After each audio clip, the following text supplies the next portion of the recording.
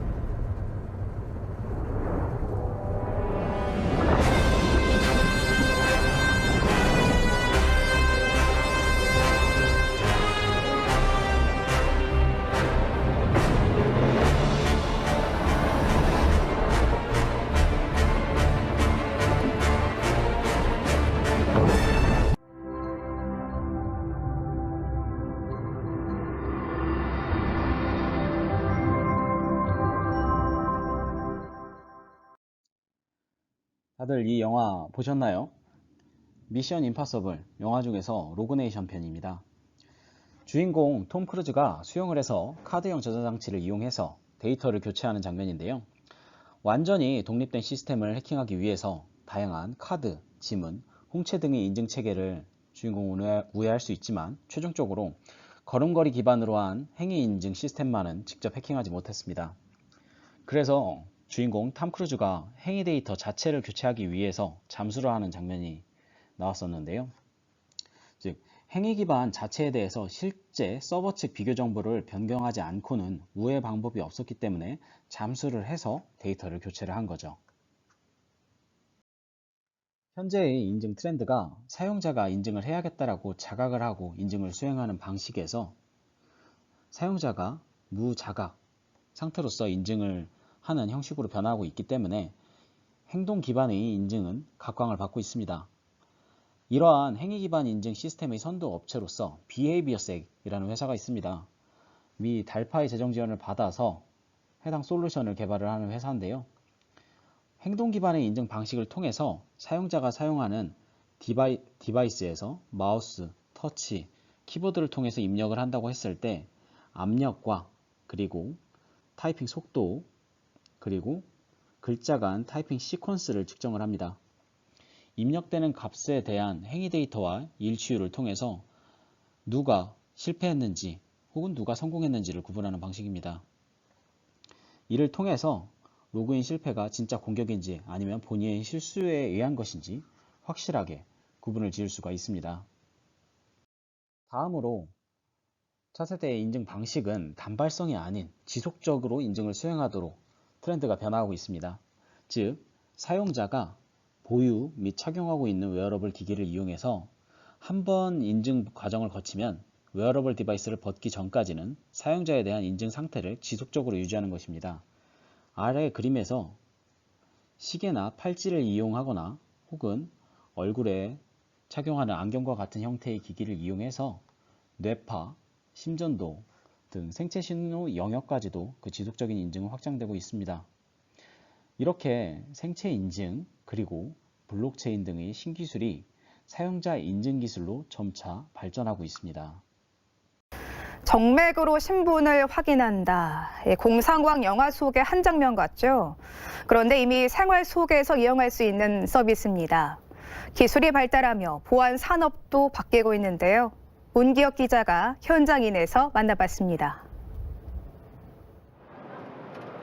김포공항 국내선 3층에 마련된 바이오 인증 게이트입니다.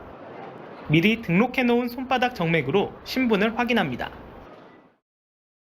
따로 신분증이 없어도 이렇게 손바닥만 대면 신분이 확인돼서 탑승 수속이 가능해집니다. 도입한 지 1년 만에 서비스 이용객은 120만 명을 넘어섰습니다. 신분증 따로 준비할 필요가 없고 일단 줄 기다릴 필요가 없고 그런 게 가장 편한 것 같아요. 편리할 뿐만 아니라 보안에 강하다는 것도 장점입니다. 손바닥 정맥이라고 하면은 지문이나 얼굴 인식에 비해서 월등히 보안 수준이 높기 때문에 안전하게 국내선을 탑승하실 수 있습니다. 대기 시간 없이 신분을 확인을 마치고 국내선을 이용하실 수 있는 큰 장점이 있습니다. 생체 인증은 새로운 보안 수단으로 자리 잡고 있습니다. 글로벌 시장 조사업체 AMI는 내년에는 세계 인구의 절반이 생체 인증 기술을 사용할 것으로 예측했습니다. 이와 함께 비트코인 등 암호화폐로만 인식되던 블록체인도 새롭게 주목받고 있는 미래 보안 기술입니다. 은행연합회는 지난해 블록체인의 분산 저장 기술을 접목한 은행 공동인증 서비스 뱅크사인을 내놨습니다. 이 뱅크사인 공용인증서 하나로 15개 은행을 이용할 수 있는데요. 인증서는 각각의 은행에 분산 저장되기 때문에 위변조 걱정 없이 안전하게 이용할 수 있습니다. 뱅크사인은 블록체인 기술을 적용하여 보안을 한층 강화하였습니다. 간단한 본인 확인을 거쳐 다른 은행에서도 손쉽게 이용할 수 있고 스마트폰과 연계하여 PC에서도 이용이 가능합니다. 이 같은 생체 인증과 블록체인 등 미래 보안 산업은 미래 유망 산업으로 시장 규모도 점차 커지고 있습니다. 한국무역협회는 지난해 127조 원이었던 시장 규모가 내년에는 164조 원으로 성장할 것으로 전망하고 올해 주목해야 할 5대 신산업 중 하나로 꼽았습니다. 예전보다 이제 스마트홈, 핀테크와 같이 이제 다양한 IoT 기기들이 여러 가지 산업 분야에서 등장하면서 사실상 인터넷 해킹 위험이 이전과 비교할 수 없이 범위나 그 영향력이 커진 것으로. 우리 삶을 안전하면서도 편리하게 바꿔주고 있는 미래 보안 산업. 164조 신시장을 잡기 위한 쩐의 전쟁은 이미 시작됐습니다. 현장인 문기혁입니다.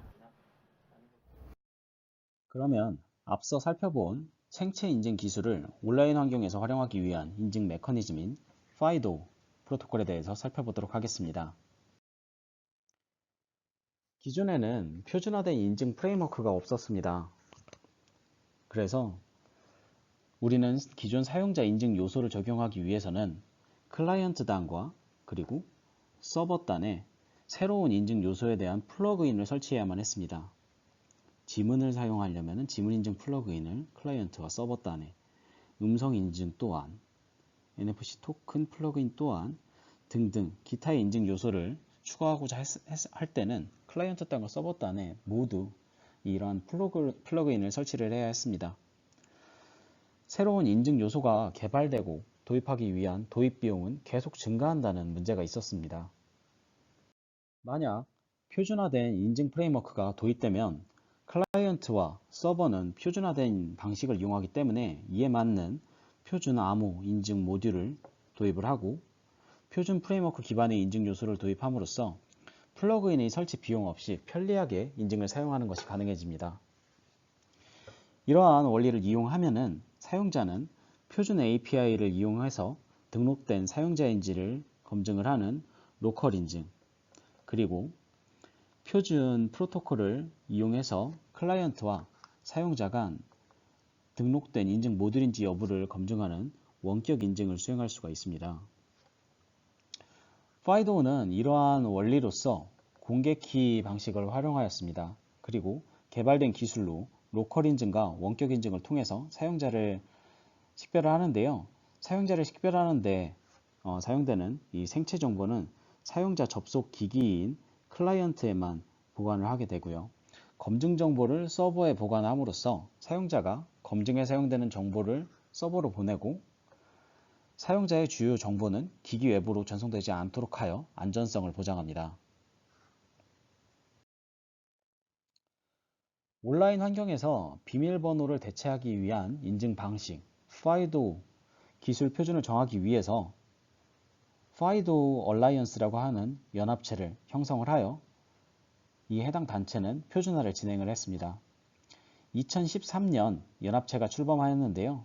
설립 멤버로는 페이팔, 그리고 레노버, 농농랩 등 6개의 업체가 설립 멤버로서 진행을 하였으며 2014년에는 스펙 1.0, 2016년에는 스펙 2.0을 발표를 하였습니다.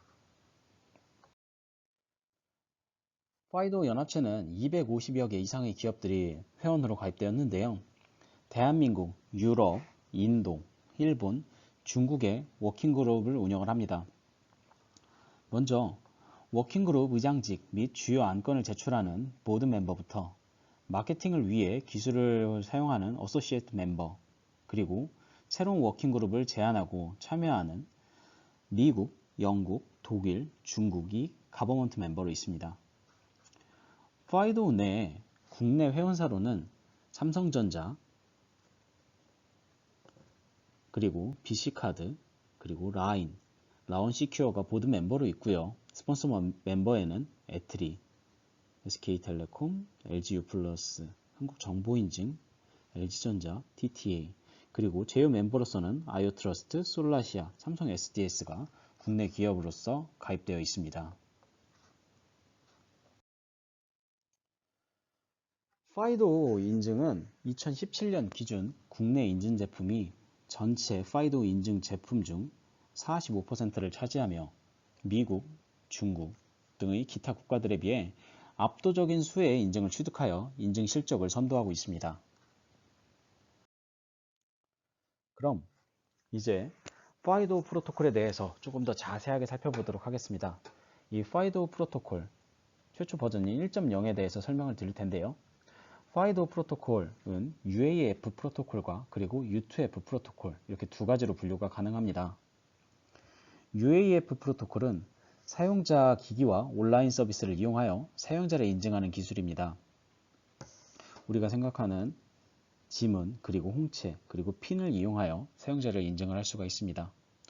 다음 U2F 인증 프로토콜의 경우에는 기존 인증 방식 수행 후에 보안 강화를 위해서 2차 인증 장치를 이용하여 인증을 수행할 수 있도록 하는 방식입니다.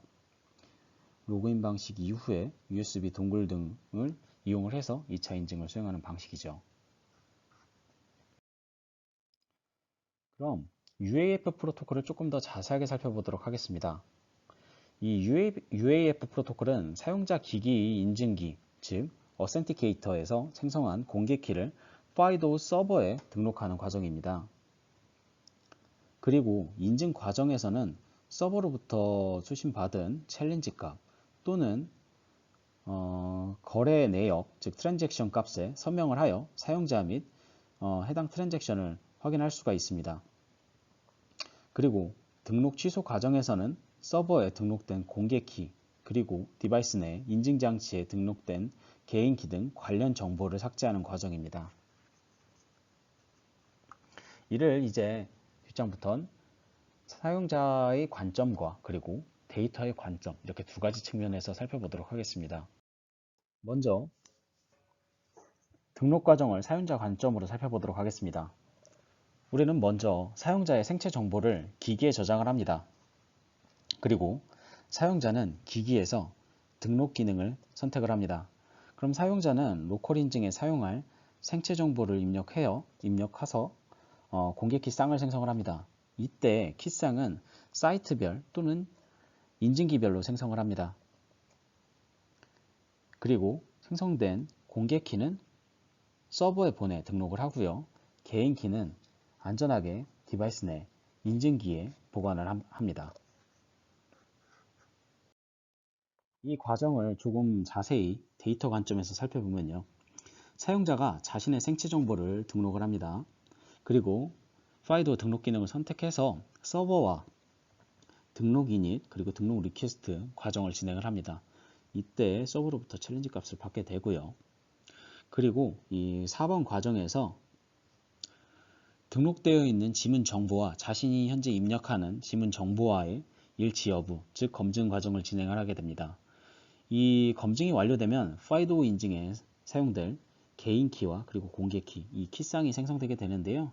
이때 개인키는 디바이스 내 TPM이나 TE, SE 등 안전한 공간에 보관이 되게 됩니다. 그리고 생성된 공개키와 그리고 레지스트레이션 카운트, 어테스테이션 정보, 그리고 서버로부터 받은 챌린지 값, 이 값들을 최초 기기 구매 시 설치되어 있던 AAID의 개인키 값으로 암호화를 하여, 즉 서명하여 서버에 전송을 합니다. 그러면 서버는 최초 판매 시에 설치되어 있던 공개키 값으로 해당 메시지를 복구화하고 공개키를 서버의 저장 공간에 등록을 하게 됩니다. 앞서 말씀드린 어테스테이션 정보는 정상적인 어센티케이터, 즉 인증장치로부터 생성된 키쌍임을 입증할 수 있는 정보로 제조사가, 즉 벤더가 사전에 디바이스와 FIDO 서버에 공유할 수 있도록 하는 정보입니다. 이 FIDO 1.0 모델에서는 두 가지 모델이 존재하게 됩니다. Full Basic Attestation과 Surrogate Basic Attestation, 이렇게 두 가지가 존재하는데요. Full Basic Attestation은 앞서 설명드린 어테스테이션 모델로서 벤더가 서버와 클라이언트 인증기에 AIID 키쌍을 공유를 하고 그리고 어테스테이션 보호를 하는 것입니다. 보면 AID, 코드 할당하는 부분이 어떻게 되는지까지 제조사에서 규정을 하고 분배를 합니다. 그리고 서로게이트 베이직 어테스테이션, 이 모델은 앞서 말씀드린 벤더가 AAID 개인키를, 그러니까 키쌍을 사용하지 않고 등록 과정에서 생성된 FIDO 개인키를 이용하여 등록 과정 내에 주고받고 하는 메시지에 자체 서명을 하여 전송을 하는 방식입니다.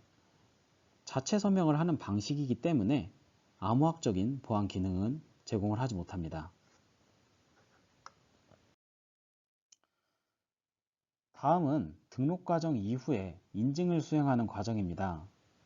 앞선 과정과 동일하게 사용자는 로그인 기능을 선택을 하게 되고요. 그러면은 디바이스 내 FIDO 클라이언트는 사용자의 생체 정보를 입력받게 되죠. 입력을 받게 된 다음에 사용자의 검증이 완료가 되면은 사용자는 저장되어 있던 개인키에 접근을 할 수가 있습니다.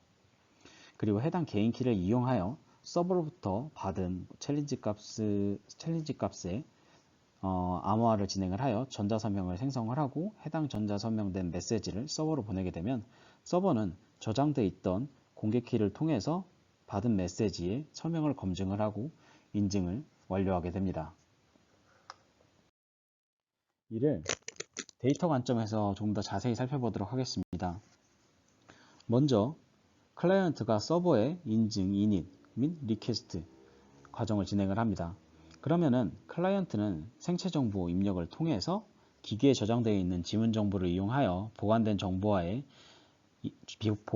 지문 정보와의 일치 여부를 판단합니다.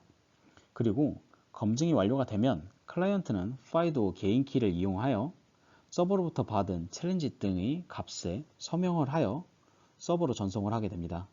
그러면은 서버는 최종적으로 등록되어 있는 공개 키를 이용하여 서명을 복호화하여 확인함으로써 인증 과정을 마무리하게 됩니다.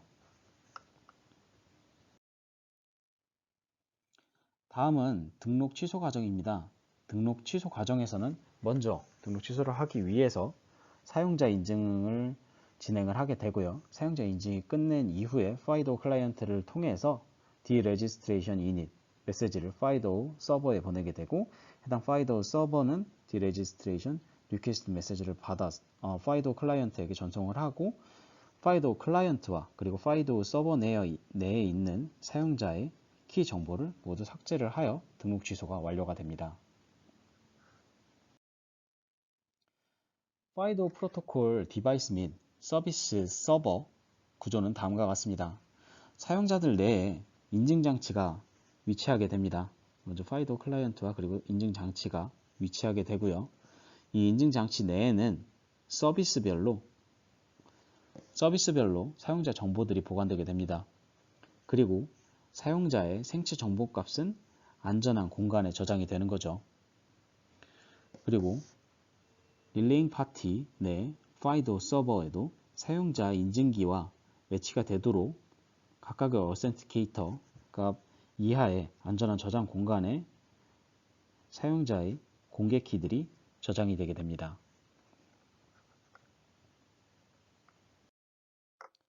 이러한 FIDO 1.0의 단점으로 지적됐던 것들이 대표적으로 세 가지가 있습니다. 첫 번째는 모바일 내 앱 중심으로서 모바일 외 PC 환경에서 외부 인증 장치를 사용하거나 브라우저에서 인증을 수행하기에는 제약사항이 있었습니다. 애초에 타겟층이 모바일 내 앱 중심이었기 때문인데요. 그리고 이뿐만 아니라 사용자 정보와 개인 키 간의 연관성이 결여됩니다. 즉, 다수의 사용자가 스마트폰에 생체 정보를 등록하여 타인의 개인 키에 접근하여 원격 인증하는 것이 가능했습니다. 예를 들어 제가 제 핸드폰에 제 생체 정보뿐만 아니라 제 친구의 생체 정보까지 함께 담고서 제가 인증을 진행하여 친구의 개인 키에 접속을 하여 관여하는 것이 가능했다는 이야기죠. 그리고 외부 보관 없이 인증기에서 생성한 개인키가 디바이스 내에 보관되는 개인키 보관의 이슈들이 있었습니다. 이러한 문제들로 인해서 FIDO 2.0 프로토콜 표준이 제시되었습니다. 앞서 보셨던 FIDO 1.0의 첫 번째 단점이었던 모바일 웹 분야에서의 FIDO 필요성이 증대됨에 따라서 FIDO 2.0에서는 플랫폼 레벨에서 FIDO 기술을 적용하여 모바일 중심의 한계를 극복을 했습니다. 웹 어스너와 API를 이용을 해서 일회용 인증 토큰을 생성하고 웹과의 호환성을 높여서 브라우저에서 인증을 수행할 수 있도록 했습니다. 운영체제 단에서도 마찬가지고요. 그리고 두 번째로서 사용자 정보와 개인키 간의 연관성 결여 문제를 해결하기 위해서 연관성 검증을 위해서 UVI라고 하는 파라미터 값을 통해서 사용자 그리고 개인키 간의 매치를 가능하도록 하였습니다. 그리고 세 번째로서 사용자의 개인키 안전성을 보장하기 위해서 CTEP 프로토콜을 이용해서 사용자 디바이스 외에도 토큰이나 기타 하드웨어 모듈 등의 외부 어센티케이터와의 인증을 가능하도록 제정이 되었습니다. 이를 조금 더 자세하게 등록 과정과 그리고 인증 과정 그리고 등록 취소 과정 이렇게 세 가지로 분류를 해봤는데요. 첫 번째 등록 과정입니다. 등록 과정에서는 웹 어스너 API 중 Make Public Credential 옵션과 그리고 Public Key Credential 이 API 두 가지를 추가를 했는데요. 첫 번째 API의 경우에는 인증장치를 서버에 등록하기 위한 옵션을 설정하는 API고 두 번째는 사용자 크리덴셜 생성 그리고 인증 요청에 대한 응답 메시지에 관련한 API입니다. 이 FIDO 2.0 프로토콜을 이 플로우를 좀 더 살펴보시면은 처음 사용자 지문을 등록하고 그 다음에 레지스트레이션 이니 그리고 리퀘스트 과정을 진행을 하게 됩니다. 이때 말씀드렸던 첫 번째 API가 사용이 되게 되고요. 그 이하에 ARKey라는 파라미터가 추가되었습니다. 이 해당 ARKey라는 파라미터는 어센티케이터의 위치가 내부, 즉 최초의 디폴트로 되어 있는 빌트인 인증장치를 사용할 것인지 혹은 외부 인증장치를 사용할 것인지에 대한 옵션입니다. 이렇게 리퀘스트 메시지를 진행한 이후에 사용자를 검증을 하게 되고요. 그 다음에 1.0과 마찬가지로 키상을 생성한 다음에 리스폰스를 서버로 보내게 됩니다. 이때 UVI, 앞서 말씀드렸던 사용자 생체 정보와 그리고 이 서비스 정보를 매핑하기 위해서 그 개인키와의 정보를 매핑하기 위해서 사용하는 파라미터 값이 추가가 되어서 이 개인키 이슈에 대한 문제까지 해결을 하게 됩니다. 다음은 로컬 및 원격 인증 과정인데요. 이때는 Public Key Credential Request 옵션이라는 API가 사용이 돼서 등록된 인증 장치를 서버에 인증하기 위한 옵션 API가 추가가 되었습니다. 인증 과정에서도 첫 번째는 인증 이닛과 그리고 리퀘스트 메시지를 주고받는 과정, 그리고 사용자를 검증하는 과정. 이 과정이 모두 진행된 이후에 레지스트레이션 리스폰스 과정에서 해당 메시지를 보내서 서명 확인을 하게 되는데 이때 말씀드렸듯이 UVI 값을 통해서 개인키와 사용자 간 연관성을 보장해 주었습니다. 그리고 FIDO 1.0과는 다르게 2.0에서는 어테스테이션 모델 두 가지가 추가가 되었는데요. 프라이버시 CA 어테스테이션 그리고 ECDAA 이렇게 두 가지가 추가되었는데요. 첫 번째 프라이버시 CA의 경우에는 프라이버시 CA를 이용하여 어테스테이션을 인증을 할 때 자체 인증서를 이용을 할 수가 있습니다. 그래서 자체 인증서에 등록하고 인증서를 발급받아서 이 해당 내용대로 프라이버시 CA를 두어서 인증을 진행을 할 수가 있었고요. 그리고 ECDAA 이 경우에는 은닉 서명을 이용해서 어테스테이션 발급자는 메시지의 내용은 모른 채로 어테스테이션에 서명을 하는 은닉 서명 방식을 이용을 해서 어테스테이션에 대한 정보를 검증을 할 수가 있습니다. 다음은 CTEP 프로토콜입니다. Client to Authenticator 프로토콜, 즉 외부 인증 장치와 FIDO 플랫폼 간의 연계를 위한 프로토콜입니다. 이 CTEP 프로토콜을 이용해서 우리는 임베디드 된 인증 장치뿐만 아니라 외부 인증 장치까지 인증에 수행을 할 수가 있는데요. 이용을 할 수가 있는데요. 이때 시큐리티 키 혹은 블루투스 혹은 NFC 등의 통신 방법을 이용해서 우리는 외부 인증 장치 연계를 해서 인증을 진행을 할 수가 있습니다. 지금까지 FIDO 1.0 그리고 2.0을 살펴봤습니다. FIDO 1.0과 2.0의 비교표인데요. 가장 크게 두드러지는 부분이 FIDO 1.0에서는 모바일 앱 중심이었다면 FIDO 2.0에서는 모바일 앱뿐만 아니라 웹 브라우저 그리고 OS 플랫폼 단위로서 기능이 제공될 수 있다는 이야기입니다. 인증 모듈 드라이버는 어센티케이터 그리고 디바이스 제조사에서 진행을 하게 되고요. FIDO 2.0에서는 플랫폼 단에서 제공을 하게 됩니다. 그리고 가장 큰 특징이었던 어센티케이터 부분에서 1.0 부분은 단말 제조사 벤더가 제공을 했지만 FIDO 2.0에서는 빌트인 어센티케이터나 그리고 외부 어센티케이터를 이용하여 인증을 수행을 할 수가 있습니다. 그리고 외부 어센티케이터의 연동 방식은 FIDO 2.0에서는 CTEP 프로토콜을 이용을 할 수가 있습니다. 지금까지 FIDO 프로토콜을 자세하게 살펴봤습니다. 그럼 이제 FIDO 프로토콜의 장점을 살펴보자면은 첫 번째로 서버에 사용자의 개인정보가 저장되지가 않습니다. 사용자의 개인정보, 주요 정보는 사용자의 디바이스 외부로 유출되지가 않고 디바이스 내에서만 보관이 되게 되고요. 그리고 사용자 디바이스 내에서 다양한 형태의 어센티케이터, 즉 인증장치를 사용할 수가 있습니다. 지문 인증장치나 홍채 인증장치 등 다양한 인증장치를 사용할 수가 있게 되죠. 표준 인증 프레임워크를 사용했기 때문에요. 그리고 사용자 디바이스에서 생성한 개인키는 안전하게 보관할 수가 있습니다. 최초에 인베디드 된 인증장치를 이용하면은 사용자의 디바이스 내에 보관이 되게 되고요. 그리고 외부 디바이스를 활용하게 되면은 해당 외부 디바이스 내 외부 어센티케이터 내에 개인키가 안전하게 보관되게 되고요. 그리고 사용자의 인증장치 내에서 생체 정보는 온라인상으로 노출되지가 않습니다. 그렇다면은 그럼 FIDO 프로토콜의 단점을 살펴보도록 하겠습니다. 첫 번째로 사용자 그리고 서비스 그리고 인증 모듈 이들의 수만큼 해당 공개키 값이 생성돼서 서버에 저장이 되게 됩니다. 서비스별로 해당 그 키상이 생성되기 때문이죠. 그리고 다수의 사용자가 사이트에 가입할 때마다 키상이 생성되기 때문에 이 공개키뿐만 아니라 개인키 값 또한 같이 생성돼서 키 관리하는데 오버헤드가 발생할 수가 있겠죠.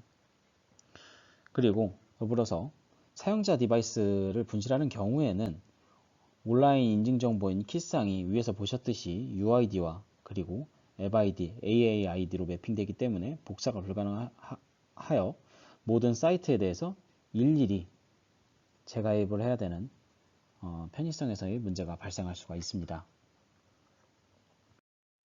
그럼 FIDO 프로토콜을 이용한 어플리케이션 서비스에 대해서 살펴보도록 하겠습니다.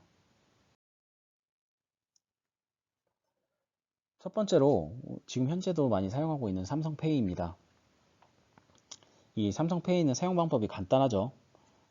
액정을 아래에서 위로 스와이퍼해서 올리게 된 다음에 사용자는 자신의 생체 정보를 이용하여 인증을 하게 되고 인증이 된 스마트폰을 포스기, 결제 단말기에 올려서 인증을 진행을 하게 됩니다.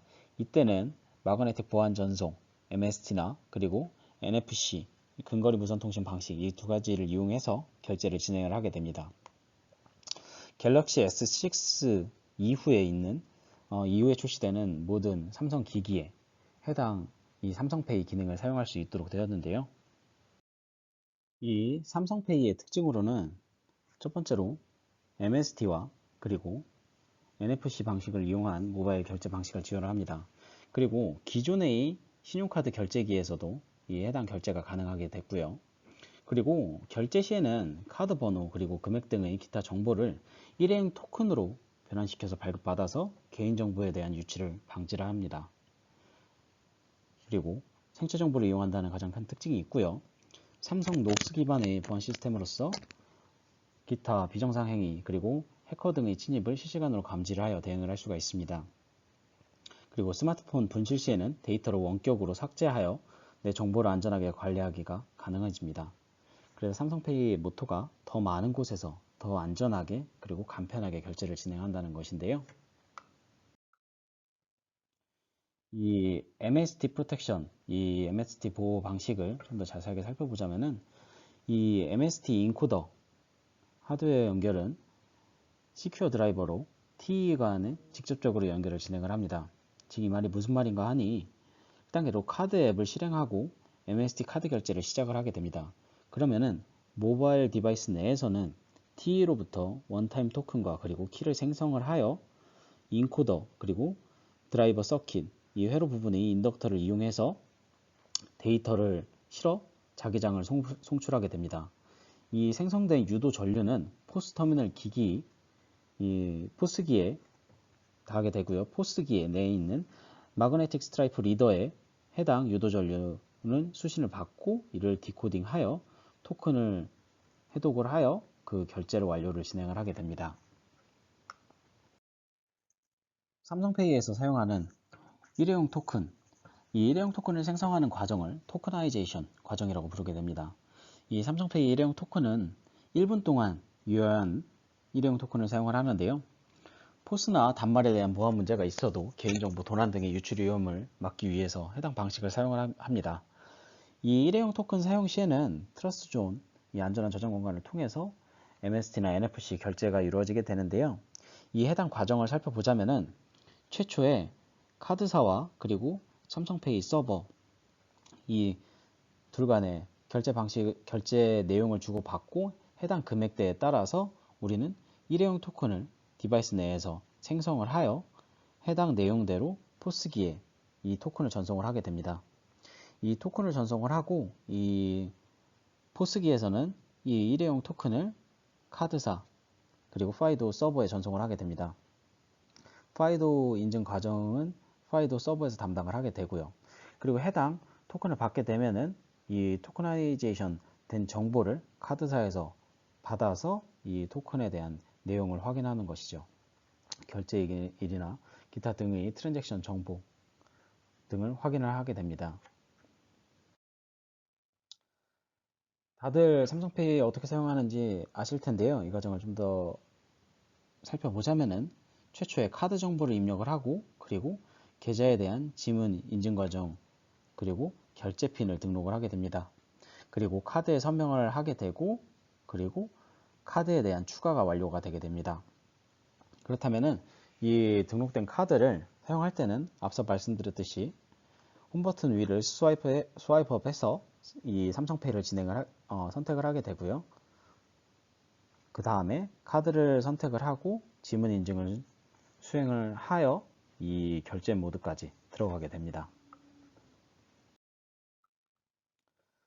하지만 이 삼성페이에서는 기존에 2016년 그리고 17년도에 보안 이슈가 있었습니다. 첫 번째 보안 이슈로서 이 삼성페이가 일회용 토큰을 사용한다고 말씀드렸죠. 일회용 토큰을 사용하는 토커나이제이션, 이 해당 과정에 대한 패턴을 유출을 하는 연구가 진행이 됐었습니다. 2016년 블랙햇과 그리고 데프콘에서 인도 연구원 살바도르 멘도사가 해당 연구를 진행을 했었고요.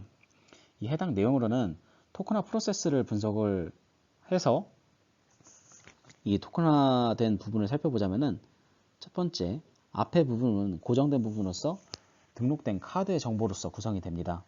그리고 이 뒷부분, 이 결제 시 생성되는 이 부분은 카드의 이 정보의 이 해당 트랜잭션 정보의 만료 일자, 그리고 트랜잭션 정보, 그리고 카운터, 그리고 등과 뒤에 임의의 숫자 세 자리가 붙게 되는데요. 이 토큰화 프로세스 내에 이 임의의 숫자 세 자리에 대한 전수조사에 대한 공격 가능성을 제시를 하고 이에 대한 시험까지 완료를 했었습니다. 그 다음으로 이 살바도르 멘도사뿐만 아니라 이 공주대 최대성 교수님의 일에는 결제 순간에서 전송되는 이 MST 정보를 스푸핑하여 결제를 시연하는 해당 연구를 발표를 했었는데요. 공격자가 2m 거리에서 사용자의 결제 신호를 수집을 합니다. 이때 토큰을 수집하게 되는 것이죠. 그래서 수집된 정보로 결제를 진행을 하게 되는 것입니다.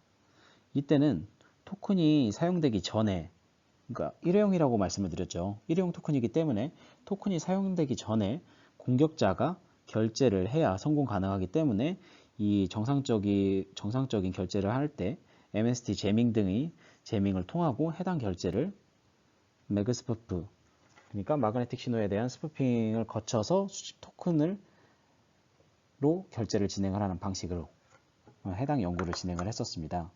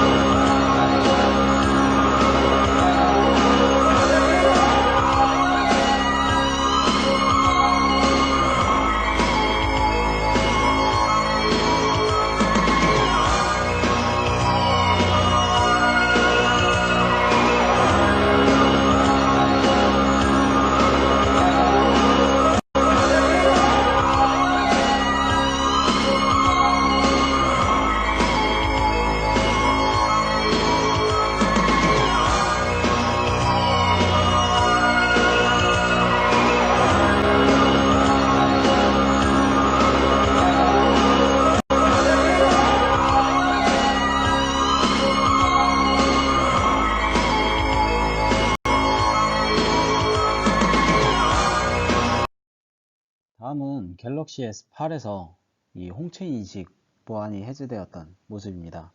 2017년 5월에 독일 해킹 그룹 CCC 카오스 컴퓨터 클럽 이 해당 멤버들이 해당 연구를 진행을 했었고요.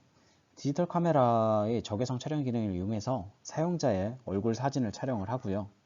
그리고 레이저 프린터를 이용해서 얼굴 사진을 출력을 합니다. 그리고 해당 사진 위에 컨택트 렌즈를 올려서 실제 눈동자처럼 굴곡을 마련하는 거죠. 그러네요. 그래서 다만 이 연구의 전제 조건으로는 근거리에서 사용자의 얼굴 사진을 촬영한 선명도 높은 사진과 그리고 사용자의 휴대폰을 탈취를 하여 해당 인증을 수행할 수 있다는 보안 이슈입니다. 삼성전자의 최신 스마트폰 갤럭시 S8에 탑재된 홍채 인식 기능이 독일의 해킹 그룹에 의해 뚫렸습니다. 영국 가디언 등 외신은 독일의 카오스 컴퓨터 클럽이란 해킹 단체가 사람의 홍채가 아닌 가짜 홍채로 스마트폰의 잠금 장치를 해제했다고 보도했습니다. 이 단체는 디지털 카메라로 사람의 홍채를 찍은 사진을 출력해 콘택트 렌즈와 결합하는 방식을 사용했습니다. 삼성전자 관계자는 관련 사실을 인정하면서도 일반인들이 홍채 인식을 풀기는 쉽지 않을 것이라고 해명했습니다. 최고의 보안 기술로 꼽히던 홍채 인식 보안 기술이 뚫린 만큼 생체 보안 기술 관련 산업은 물론 삼성전자의 갤럭시 S8 판매에도 악영향이 있을 것으로 예상됩니다. 두 번째 서비스로서 K파이도입니다. 이 K파이도는 한국인터넷진흥원, 즉 키사가 파이도 1.0 인증 기술과 공인인증서 연결 기술 연구로 진행을 하여 제안한 기술인데요. 공인인증서에 파이도 보안 기술을 적용해서 보안성을 강화하는 것이 목적입니다. 해당 과정을 살펴보자면은 공인인증서의 사용을 위해서 우리는 공인인증서 사용 시 패스워드를 입력받습니다. 이때 패스워드를 사용자의 생체 정보로 대체를 하는 건데요. 즉 사용자가 공인인증서 사용을 위해서 비밀번호를 입력할 때 노출되는 비밀번호 문제를 해결하기 위해서 이 해당 방식을 지문 정보로 이 패스워드 대신 지문 정보로서 대체를 하여 인증서를 사용할 수가 있습니다. 그래서 PC를 이용한 웹브라우저 로그인의 경우에는 스마트폰 앱으로서 실행하여 인증을 수행을 할 수가 있습니다. 해당 과정을 자세하게 살펴보자면요. 먼저 서비스 클라이언트, 즉 어플리케이션을 통해서 파이도 클라이언트에게 참주번호, 인가코드, 그리고 인증서 발급 요청을 보내게 됩니다. 그러면은 사용자는 자신의 지문을 등록하고 파이도 개인키와 그리고 공개키 정보를 생성하게 됩니다. 그리고 이 공개키 기반으로 인증서 발급을 진행을 하죠. 우리 앞선 파트에서도 배웠었죠. 인증서 발급 요청 및 전송 과정을 통해서 우리는 인증서 발급을 진행을 하게 됩니다. 그리고 생성되었던 그 개인키 정보는 사용자가 등록한 지문 정보로서 개인키를 암호화하게 되고 그리고 인증서 발급 결과를 RP 클라이언트, 즉 앱에게 전송을 하게 됩니다. 그럼 이렇게 인증서를 발급을 한 다음에 등록하는 과정에서는요. 먼저 파이도 등록 과정이 있고요. 그 다음에 공개키를 파이도 서버가 획득하게 됩니다. 그러면은 이닛 메시지와 그리고 서버로부터 챌린지 값을 받게 되고 이 챌린지 값을 파이도 클라이언트가 가지고 있게 되고요. 그리고 공인증서를 선택을 한 다음에 이 사용자 검증을 통해서 우리는 개인키 정보를 복화하고 공개키를 인증서 내 서명 생성 정보로서 설정을 하게 됩니다. 서명을 생성할 때 이 개인키를 사용하겠다는 거죠. 그리고 파이도 공개키를 인증서 내 서명 검증하는 데 사용되는 검증 정보로서 설정을 합니다. 즉 개인키는 서명 생성할 때 사용을 하고요. 그리고 공개키는 서명을 검증할 때 사용하는 정보로서 설정을 해 놓는 거죠. 그리고 사용자의 개인키를 이용하여 받았던 챌린지 값과 그리고 인증서에 서명을 하여 파이도 서버에 전송을 하게 됩니다. 그럼 파이도 서버는 등록된 사용자의 공개키를 이용해서 해당 전자서명을 검증을 진행을 하게 됩니다. 그리고 CUA를 통해서 인증서에 대한 검증을 한 번 더 진행을 하게 되고요. 그리고 최종적으로 인증서의 등록 결과를 RP 클라이언트에게 전송을 해서 이 등록 과정이 마무리되게 됩니다. 다음 전자서명 과정인데요. 전자서명 과정에서는 사용자가 앱을 통해서 C'이니까 그리고 챌린지를 받아오게 되고요. 그리고 해당 공인인증서를 선택을 한 다음에 사용자 인증을 진행을 하고 그 다음에 개인키가 언락되게 되고요. 이 개인키를 통해서 서버로부터 수신받은 챌린지 값 또는 트랜잭션 값에 서명을 생성을 해서 FIDO 서버에 전송을 하게 됩니다. 그럼 FIDO 서버는 자신이 등록되어 있던 공개키를 이용해서 전자서명을 검증하게 되고 그 이후 CA와의 인증서 유효성 검증을 통해서 해당 과정을 마무리하여 우리는 전자서명의 검증까지 완료를 할 수가 있습니다. 이 Kfido에 대한 서비스 화면인데요. 먼저 사용자가 아이디를 입력을 하고 지문 인증 로그인을 하게 되면은 스마트폰 내에 Kfido 앱으로 푸시 알람이 오게 됩니다. 그러면은 푸시 알람이 오게 되면은 해당 어플리케이션을 오픈한 다음에 공인인증서를 선택을 하고 자신의 지문을 입력을 하여 로그인을 완료를 하게 됩니다. 다음은 마이크로소프트 계정 서비스입니다. 이 MS 계정의 특징으로는 TPM 또는 관리자 권한이 필요한 소프트웨어 저장소에 개인키를 저장을 한다. 즉, FIDO 개인키를 저장을 한다는 특징이 있고요. 그리고 로그인 단계에서 사용자의 아이디와 암호가 네트워크 상으로 전송되지 않는다는 특징이 있습니다. 먼저 사용자, 즉 우리가 윈도우 PC를 사게 되면은 해당 PC 기기를 그 기기에 사용자 등록을 하게 됩니다. 이때 사용자 등록을 할 때 우리는 핀이나 헬로, 즉 헬로라고 하는 MS에서 이야기하는 생체 정보를 등록을 하게 되고요. 해당 등록을 한 다음에 FIDO 키쌍이 생성되고 키쌍 중에 개인키는 TPM에 저장되고 공개키는 MS 서버에 등록이 되게 됩니다. 다음은 MS 어카운트 로그인 과정입니다. 우리가 노트북을 사거나 혹은 윈도우를 새로 설치하는 경우에는 정품 인증과 그리고 이 MS 계정 로그인 이렇게 두 가지 기능을 수행할 수가 있죠. 이 과정을 우측 그림으로 살펴보자면은 최초에 사용자가 윈도우를 설치를 하게 됩니다. 그 다음에 이 해당 기기에 대한 기기 정보를 MS 서버에 전송을 하게 되고요. 해당 MS 서버는 해당 기기 정보를 등록을 하고 디바이스 토큰을 사용자에게 보내게 됩니다. 우리는 이렇게 디바이스 토큰을 받는 과정까지를 정품 인증 과정이라고 말할 수 있습니다. 그 다음에 MS 계정 로그인 버튼을 누르게 되면은 MS 계정 로그인을 누르면서 아이디 패스워드와 그리고 디바이스 토큰이 RP 서버, 즉 MS 서버에 전송이 되게 됩니다.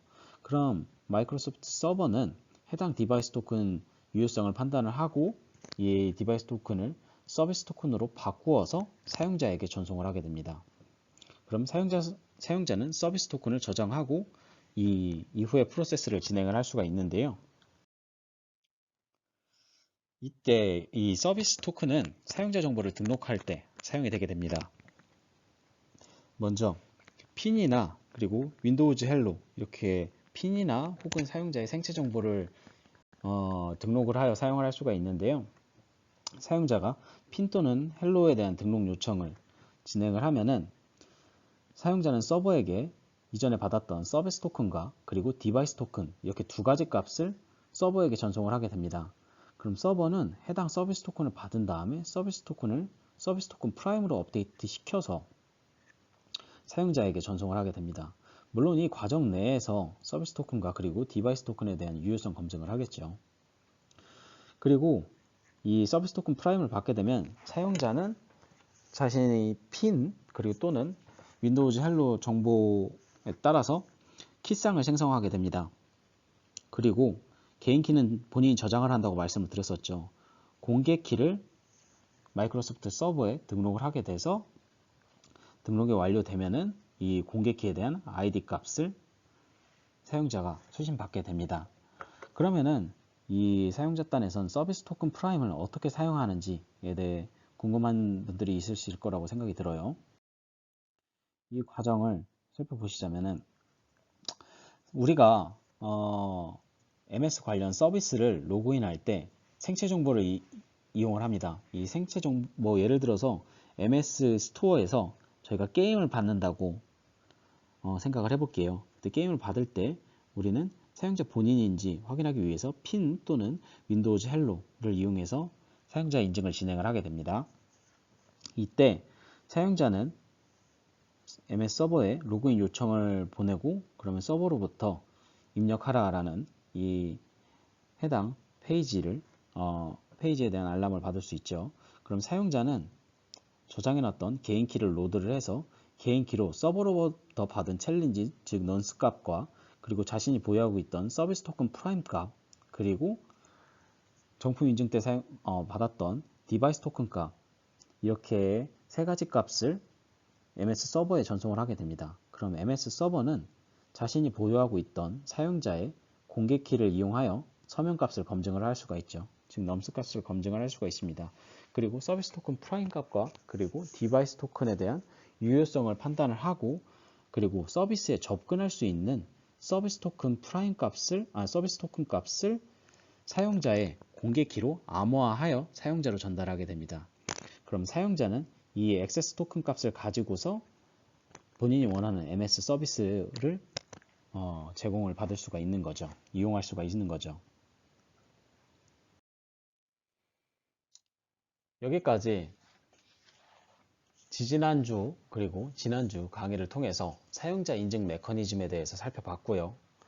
그리고 이번 시간 차세대의 인증 트렌드, 그리고 FIDO 프로토콜, 그리고 FIDO 프로토콜이 우리 주변에서 어떻게 활용되고 서비스 되는지 어플리케이션 서비스들을 살펴보았습니다. 열심히 준비한다고 준비했는데 재밌게 들으셨는지 모르겠네요.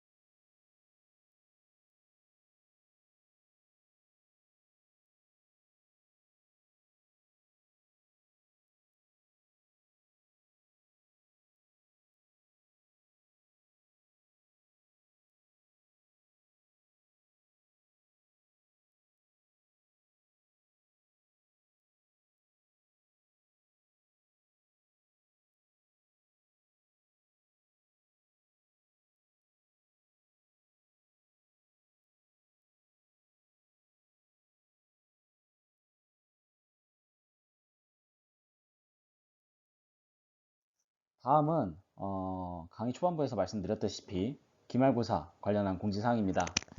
이 시험 방식은 비대면 시험으로 치러주려고 예정하고 있습니다. 아시다시피 코로나가 심각해지고 있죠. 따라서 중간고사와 같이 팀즈를 이용하려고 하고요. 시험 관련 전파 사항을 다음 주 금요일 12월 18일 오후 3시에 말씀을 드리려고 합니다. 관련된 사항을 전파드릴 것이기 때문에 되도록이면 필참해 주셨으면 좋겠어요. 이번 강의 동안 여러분들 시간적으로 여러분들이랑 상방향 소통을 해본 적이 없기 때문에 이 해당 시간을 사용하려고 하고요. 뭐 그렇게 길지는 않을 거예요. 시험 관련 공지 사항들 그리고 뭐 간단한 질의응답까지 진행할 예정입니다. 그리고 이 시험 일시를 좀 정해야 되는데 12월 23일 수요일로 예정을 하고 있어요. 원래 우리가 12월 25일 그러니까 크리스마스 당일 오후 3시부터 수업이 진행이 되는데 사실 여러분들 휴일이기도 하고 여러 부담이 있으실 것 같아서 12월 23일 수요일로 정하려고 합니다. 이 시험 일시를 정하는 것과 관련해서는 12월 18일 금요일 실시간 채팅해서 여러분들이랑 상의를 하여 확정을 지으려고 합니다. 그리고 시험 범위는 전범위입니다. 암호화 기술 플러스 응용 기술인데요. 사실 여러분들 AES 배웠고 DES 배웠고 RSA 배웠고 그러셨을 텐데 이러한 디테일한 암호 알고리즘 쪽은 나오지는 않을 거예요. 그러니까 디테일하게 나오지는 않고요. 사실 큰 그림 관용 암호화 방식 그리고 공개키 방식 이 방식의 큰 테두리에서 한두 문제 가량 그리고 나머지는 이제 중간고사 이후의 범위 응용 기술들 해시 인증 그리고 뭐 FIDO, 그리고 다음 주 강의에 진행될 뭐 IPsec 프로토콜, 뭐 이 정도까지 좀 큰 범위로서 내려고 하고요. 짜잘한 이 가지 문제를 포함을 해서 전체 총 5문제에서 8문제 가량으로 진행을 하려고 합니다. 네, 이상으로 이번 주 강의를 마치고요. 다음 주 시험 관련 전파 사항을 전하는 이 실시간 강의에서 뵙도록 하겠습니다. 실시간 강의는 팀즈로 진행을 할 거니까요. 이 시간에 맞춰서 오후 3시에 맞춰서 한 10분 전쯤 들어오시면 될 텐데, 10분 전쯤 팀즈 들어오시면 제가 강의 방이 개설이 되어 있을 텐데 해당 방에서 참가해 주시면 됩니다. 네, 그럼 한 주 동안 고생 많으셨습니다. 다음 주에 뵙겠습니다. 감사합니다.